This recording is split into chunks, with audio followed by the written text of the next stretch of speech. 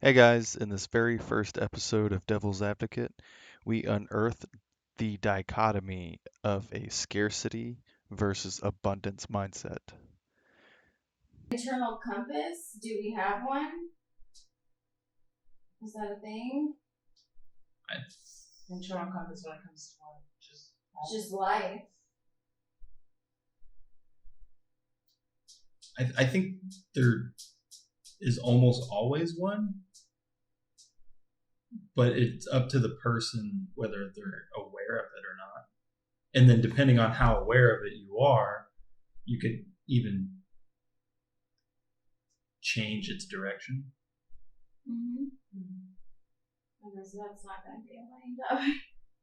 Because we agree. Because we all agree. Yeah, because I was like, That's hilarious. Okay. How do we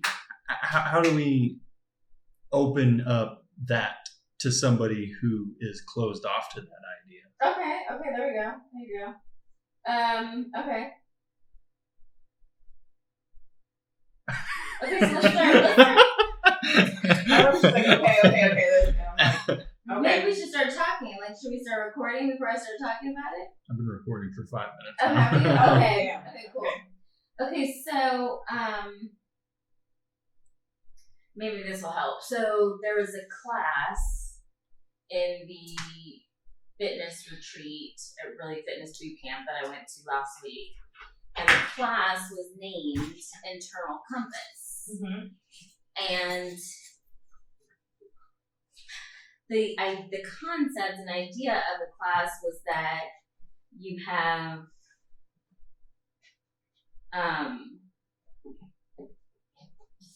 a space that you've created that's all conditioning, that's social conditioning, that's parent conditioning, that's community conditioning, that's your expectations of who you should be, the roles you play, mother, daughter, sister, brother, whatever, dad, all these roles on one side of the graph, if you will. And then on the other side is your internal compass. And your internal compass is your internal values, beliefs, like the core of who you are, your soul, if you will. And so the question is or maybe not the question, but the idea is that most of us live in this world of the social conditioning, of the family conditioning, of the community conditioning, expectations, the shoulds, etc. And we really want to be living out our internal compass. But we're so caught up in the traffic of what the other thing is creating that we have trouble getting here or even seeing this. And what I was sharing was like, well, in my experience of my change from, and still I have some conditioning socially that where I am challenged in my own beliefs, but when I was going through my transformation process, I didn't even believe there was anything other than this social conditioning, this family conditioning, this community. Like, to me, that was the guide, that was the compass, that was the guide you live by, walk by, follow. And I couldn't, even though I innately, like, and energetically, spiritually felt something different, like my internal self wasn't aligning with this, I still struggled to accept my internal compass. Almost as if you weren't aware of it. I was I knew it was a thing, but I was like in denial about it. No, I can't do the things that more resonate with me because I'm supposed to do the things that line up with the social compass, if you will. And so I didn't really know, I didn't know the path for how to get to the internal compass, even though the path was already there. Like, I did know. I just had so much noise and traffic with the other side of it that I didn't know how to shift or just accept and let go of some of my beliefs and accept what I was really feeling, what I was connected to, until I just decided, well, all of the things in this external compass, that was the term she used. So now it's coming back to me. External compass didn't work with me. Like, that, it wasn't, I couldn't live by those guidelines. And so then I did a lot of work, if you will, to allow myself to have my own compass and guide, to follow that instead of the other thing. You say a lot of work to start using the internal compass. Mm-hmm. What specific work? I don't know if work is the right word to use, but it was a lot of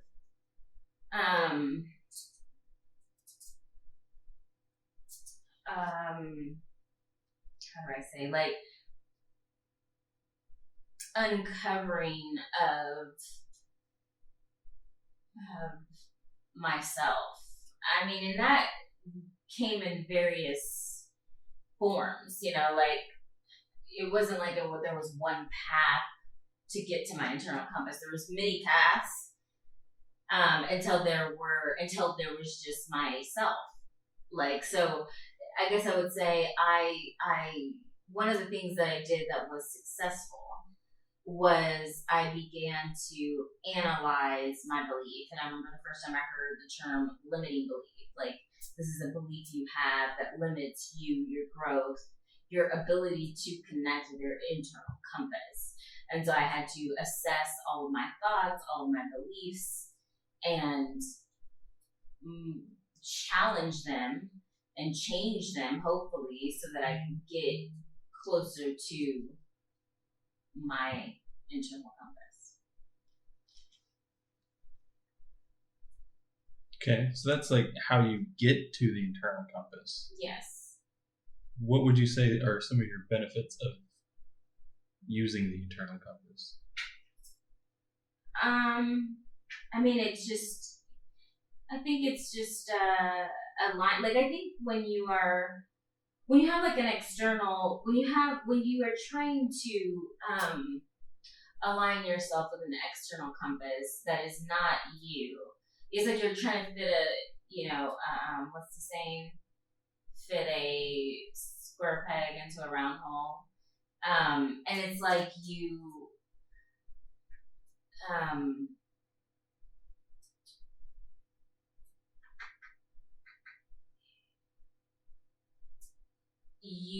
probably end up being anxious. You end up being depressed, because the reward system is outside of yourself. And when you make the decision that you're going to be aligned with your internal compass, then less of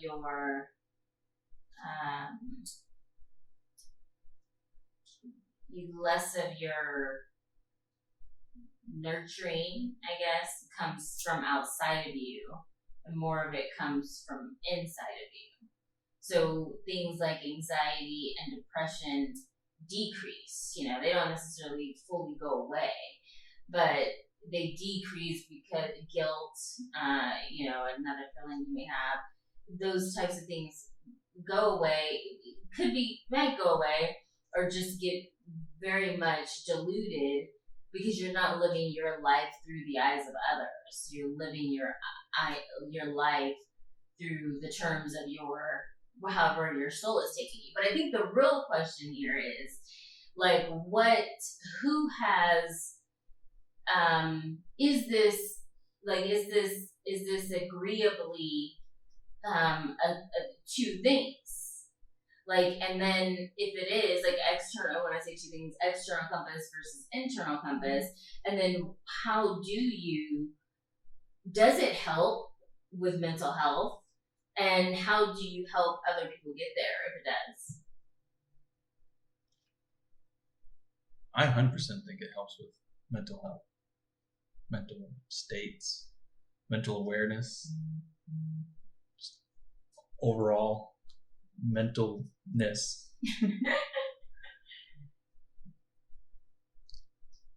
What do you think? I think it does. I think understanding what your internal compass is and also recognizing all of the external things that come into play and your ability to find your line of where you still honor yourself, but also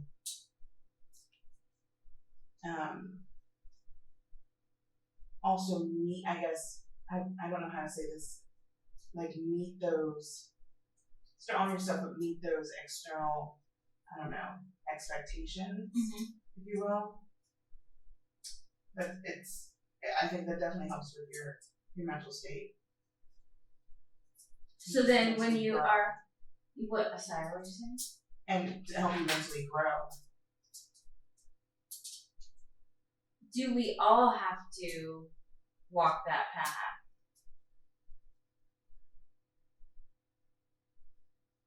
My initial response would be yes, because I think that there's a beauty in between there that you can find as a human being and know that, like, yes, I have my internal compass. I know who I am. I understand what moves me, and I'm going to honor myself. But I can also see what moves the other person. And there's a beauty in, there's like a dance with having that awareness of yourself, but also another person, and maybe meeting them halfway to have that connection with them.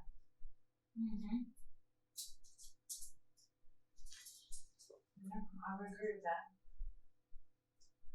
I just think it's hard. I think people don't, like, you grow up with, if you have like you grow up, like my family, I grew up with a very strong understanding of my external compass and how they, you know, like externally, this is how you need to be because of my culture, because of how, like, interwoven my value is in my culture and my family and how we kind of come together. And so as you get older, and at least in my culture, and even talking to other firstborn Nigerians and them saying like, oh, it's a different, you realize later in life, oh, I'm supposed to be my individual self within this culture, not I'm this culture, I'm this thing. I'm supposed to be Ruthie, you're supposed to be this person, and understand myself, you understand yourself, but find the beauty in the connection to it, and make sure you're still honoring yourself. There are, like, because I know I fell at that. I know that there are moments in time where I'm completely like, I dishonor myself when it comes to my culture, when it comes to my family. But then I also know I'm making a choice in those moments to move back there. And I think maybe that is the dance that I do, because there are things that I'm like, okay, I'm not doing this anymore. But so maybe that is the beauty there. But I know I fail at it sometimes, and I'll like revert back to my childlike state because it's easier to be a child in my culture than to be an adult with adults in my culture, if that makes any sense. That makes perfect sense, yeah. I want to potentially point something. Go for it. Now, Gina, this has to be directed towards you because this is about you, Ruthie. Did you hear a narrative the entire time Ruthie was speaking to that seemed like it stemmed from her external compass? I didn't know. No. What? Did you? Yeah, the entire time. What did you hear? The entire time it sounded like you were speaking from these outside sources that impact and affect you. It's not that wouldn't be an internal compass, in my opinion. You were like, my culture does this to me. It makes me feel this way. It makes me rather be this way. Like those are all external factors impacting and changing the way you want to lead your own life, which is the opposite of an internal compass. That's an external compass. No, and I'm making. Oh, I'm sorry. I thought I was. So what I'm doing is I'm aware of those things that are external for me when it comes to my culture. I'm also aware of what internally my compass is and who I am as a person. I'm saying that I understand when I was raised completely to not understand my internal, but to only understand my external, my culture, my family, how that works. As I've gotten older, I've recognized my internal. And I know there's moments in time where I fail completely and I revert back to external compass. This is how you should behave. But I know that there's times where, no, I'm completely aware of my internal, and it's like, okay, I don't know what to do. And no longer, this part of it no longer serves me.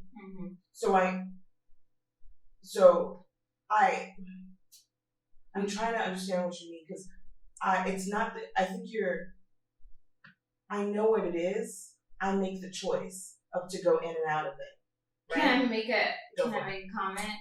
Because what I heard in that was, in the initial statement, and even here in her clarification, was this is how my internal compass can relate to my external compass. So I think what she's telling, certainly the listeners, is you don't have to necessarily put down the external compass. Like we're not saying that that's not healthy. At least that's what I'm hearing you say, Ruthie. Is like it could be good usage there. So even in finding your internal compass, you can decide to have things in your external compass. Which that I fully agree with. I mean, that makes sense to me. As long as it makes sense to the person, right? To you as an individual, because if it is keeping you locked down, if you will, in some way, obviously those are the things in the external compass that you want to let go. Yeah, exactly. No, if anything, I just completely whiffed. No, the clarification was exactly good awareness. Yeah. Yeah, I mean, for all of us, like to just be like, wait, is there a narrative here? Yeah, that's why I was like, I want to know. Yeah, I don't think so. But I know there's times where Gina has seen me in those times. And yeah. Like, what the fuck is this? Yeah, what is that? Where are you going to? And it's because I think it's insane. Yeah, I just feel like we've done that to you too, Kyle. It's just a strong connection to it because I grew up. And all the way through high school, I was very much like culture, family. I knew where I stood there. It's a comfort thing. And it's scary and it's uncomfortable to be like, I need to move away I need to have my own extra, because it makes me feel alone at times. And so I'm aware of those things. I just feel like when I need the comfort, I'm going to revert back to it. And I don't give a shit what anybody thinks about it. Because in that moment, I need it. But also, I can't stay there. And so when Gina pulls me out of it, or when I say things, she's like, what the hell is this? Like, this isn't you. And she pulls me out of it. I need that as well. I need her to be like, okay, remind yourself of what this other side of you is. Yeah. I mean, I think it's always really smart to keep, as we've been labeling it so far, as the external compass, just like there to keep yourself in check. Or what's one of that infamous 5-step process? Like the very first one is acknowledgement, like awareness of it. It's the very first step. So if you don't have that there, if you don't recognize that there is an external compass, like that's your first problem. That was damn sure my first problem. Like, wait a minute, what? Like this isn't like. This is something somebody else created in me. What? Like I remember just hearing like these are not your thoughts, or these are not your beliefs, or you have taken them on, but somebody gave them to you first. Like just hearing that the first time, I'm like, no, wait, what? Like I'm just like I had to just kind of sit with that. Like, how dare you say that my family mind fucked me? Yeah. I can't believe you're saying that. Yeah, that's so Ruthie's posture was very different than mine. So I was like, that actually makes a lot of sense. Like, and I was already looking for an answer. Like for why are we so misaligned here? So I was probably a little bit more accepting than most would be. Like most, to Ruthie's point, like how dare you, or why say that? Like I think that's huge in for a lot of people who don't want to see the conditions that have been placed on them, because then you probably feel a little bit like you're in a hamster wheel or something. Like you don't feel like you're owning your identity, and if you're in the place of only following your external compass, then you're not. Like we're all like we're uniquely made and uniquely human for a reason. It's not to all have the same makeup. It's like to be different and like explore those differences. So yeah, that's all I gotta say about that. As Forrest Gump would say. What about you, Kyle? What's been your experience with the external and internal compass? I mean, I like the labels we're putting on it, but normally always the way that I speak to that label is old me and new me. Right? Old me was when I was unaware of my own internal compass. It's, as you said, it's like an energy. You go to do something, and it's like, I'm not really doing this because I wanted to do this. I'm doing this because of some sort of external factor, external compass. So you don't feel right doing it. The vibe isn't correct. The energy isn't there that you feel like should be. And then eventually that's old you, after you cascade that out, or you cast that out, and then you transcend into your internal compass, which is new me, air quote. For me, the beginning of that was a quote by Dale Carnegie, which actually Dale Carnegie got this quote from Benjamin Franklin. A man convinced against his will is of the same opinion still. That was my epiphany moment and my path to, as kind of you were explaining, my path to slowly unearth and discover the internal compass rather than only the external compass. Yeah. But I also got to say thank you for mentioning. You phrased it as if keep in mind the way that we're discussing the topics, that depending on the way we discuss the topic, it could help someone that's listening. You said listeners, this could help a listener. Yeah, sure. And that's the entire theme of this in the first place. Is the whole point of what we're doing is hopefully it can help someone one day, a listener. So yeah, absolutely. I lose track of that sometimes. Well, I am happy to help keep us on track. I think, so, I mean, you say your old self and your new self. Would you say that your old self used a model of social conditioning, of family conditioning, of community conditioning? Like, were you under those, like, were your beliefs and values or what you thought to be your beliefs and values being driven from those factors? The biggest factor for me, I believe, was a script that was handed down to me from my father. It was just an absolute terrible scarcity type mindset. Oh, okay. Well, do you remember what it was, or what the belief was, or were they just several? Just literally the ambition and drive behind almost all cognitive thought and action just had a scarcity backing to it. So the scarcity mindset is basically, if you get $1, that's one less dollar for me. If you win, that means someone else loses. If it's it's scarcity mindset thinking, and the exact opposite of that, which is abundance mindset, which I believe is my direction and my internal compass.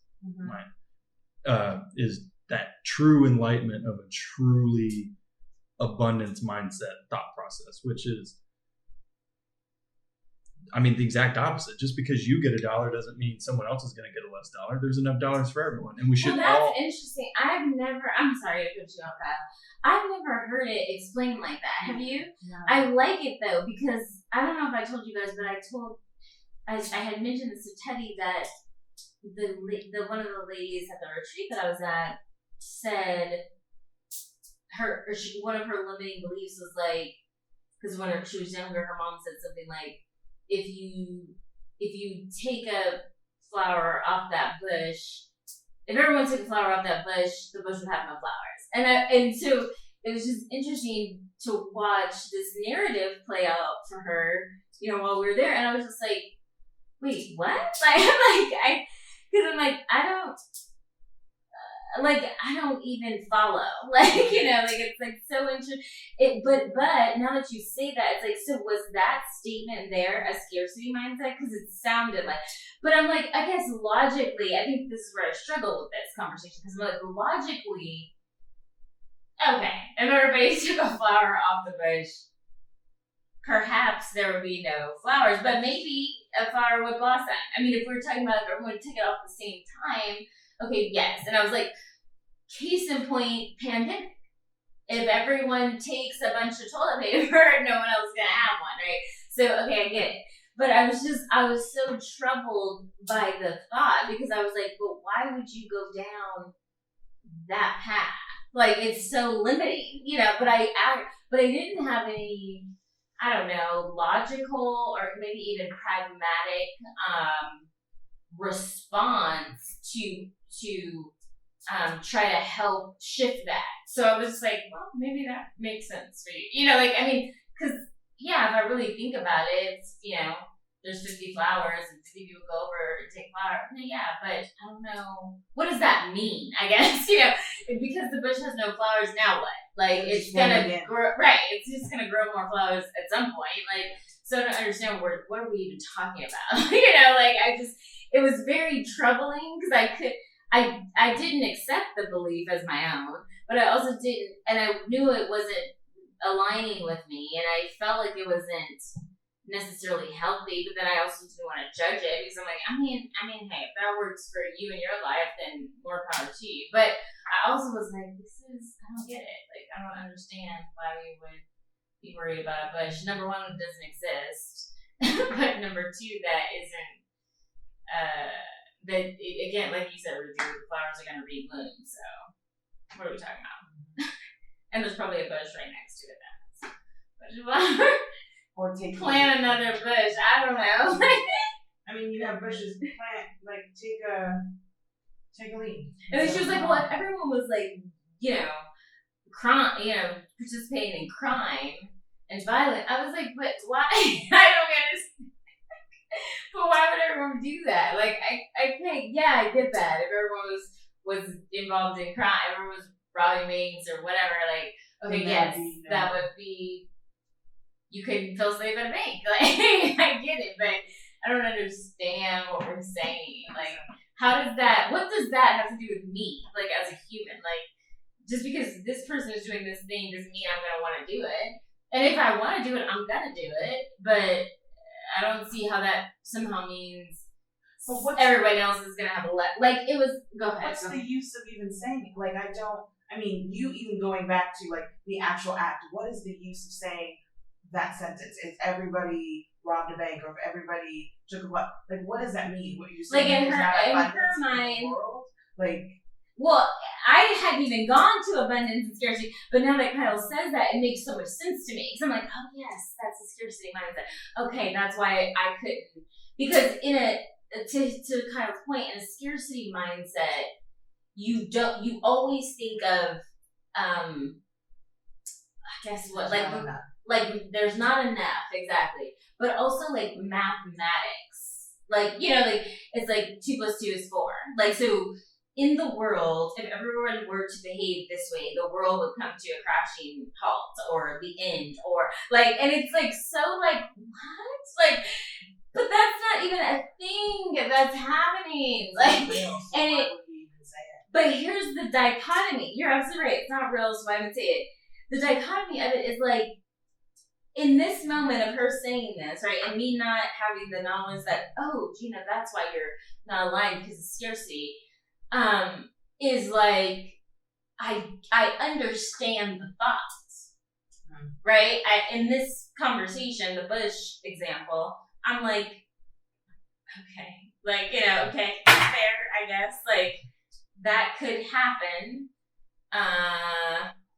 but in my mind, I think here's where the scarcity mindset maybe stops. I don't know, you guys tell me, but in my mind, when she said that, I'm like, yeah, but you can plant another bush, and she's like, yeah, but then you have to wait for this bush to grow, and I'm like, but you still have more flowers, like, maybe there's a bush across the street, she's like, yeah, but what if there isn't one, right? Like, so we can do this all day, and I'm just like, but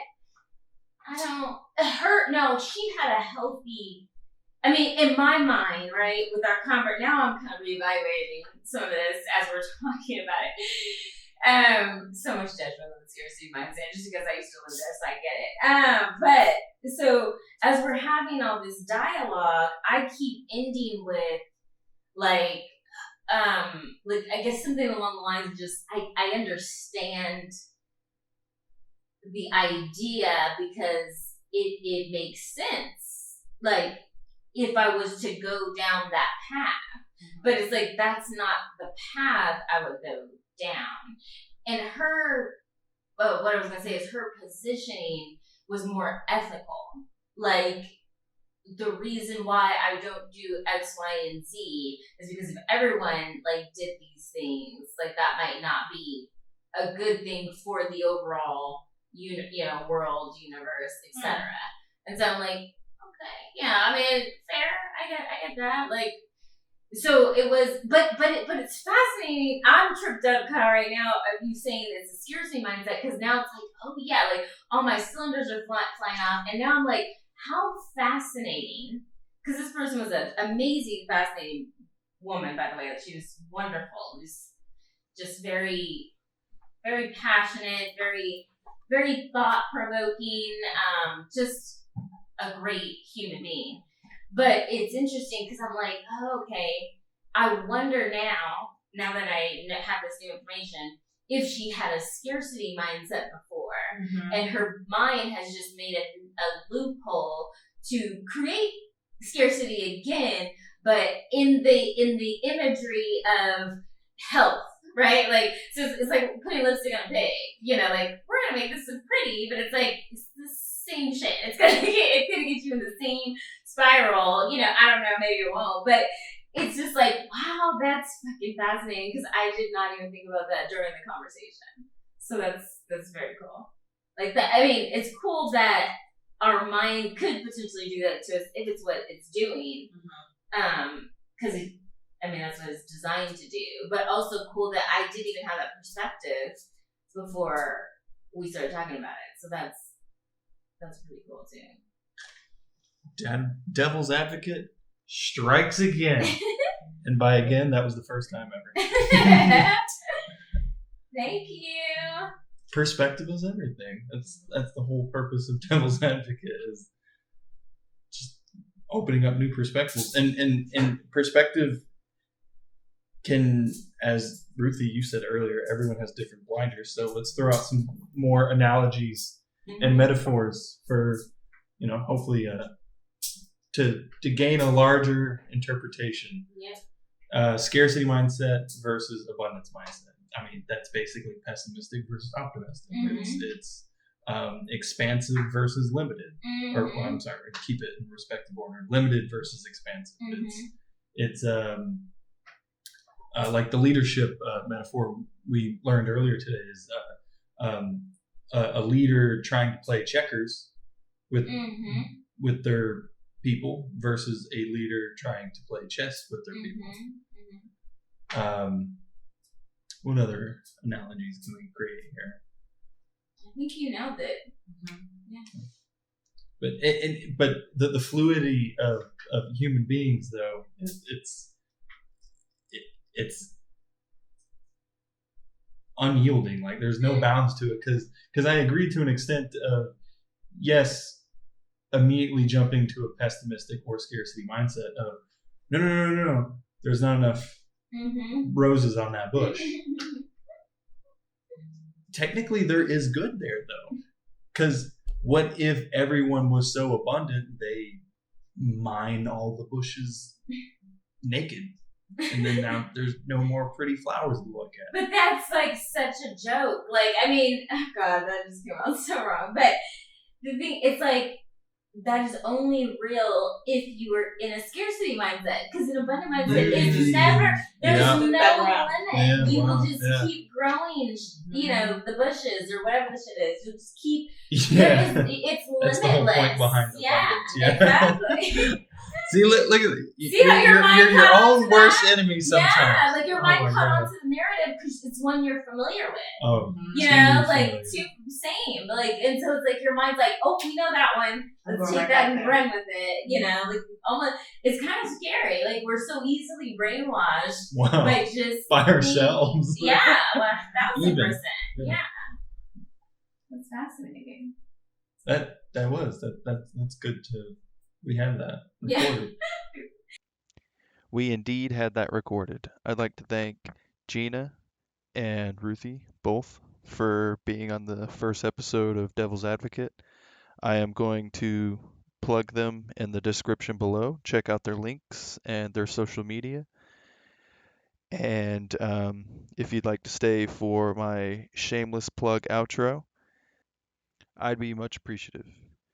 Our first plug here is Gina Ortiz Coaching on social media and also her YouTube link. Ruthie has an Instagram at RuthieAnnLee4. You can help support me via purchasing my second published book. You can read it for free through Amazon Unlimited. You can also get 2 free books through Audible. As of right now, I actually, at the posting of this podcast, I don't have mine on Audible yet, but it will be on there soon. You can visit me on shirtharmony.com. You can purchase things on Amazon through my generic link, and I get a tip, if you will. You can check out my other channel. It focuses on minimalism and my chickens, basically. The newsletter at Shirt Harmony, and my Discord, which is where we hope to bring guests on in future Devil's Advocate podcasts. And then a link to Weeble, which is a stock app. You can get 2 free stocks up to $1,600 for free. And Robinhood here for 1 free stock up to, I think it's like $250. All right. Thanks, guys. And until next time, see ya.